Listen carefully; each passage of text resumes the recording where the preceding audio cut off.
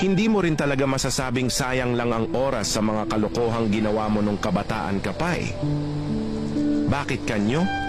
Eto habang tumatanda kayong magbabarkada, unti-unting nababawasan yung mga inuman, tambay, kwentuhan, kasi nga lahat busy na.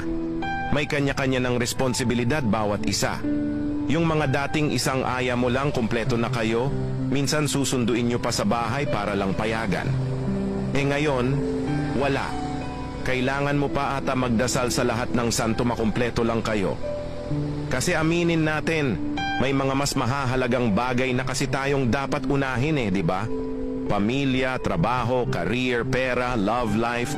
Kaya gustuhin mo mang makasama yung mga tropa mong daig pa magkapatid sa sobrang close nyo, ang hirap na magawa. Kasi meron ng due date, bills, naghahabol ng promotion, nagpapayaman, busy sa career, o minsan ayaw lang talaga payagan ng asawa, haha. Kaya yung mga kalokohan, katarantaduhang ginagawa nyo dati. Oo, minsan mali, dala lang ng kabataan, o lasing pero hindi yon pag-aaksaya ng oras kapatid. Para siyang investment ba sa sarili mo? Para sa mga panahong di mo sila makasama, may mga alaala kang nakatabi. Yung tipong kahit wala sila, pag naalala mo yung mga pinaggagawa nyo dati para kang lumalaya, parang bumabalik yung pagkabata mo.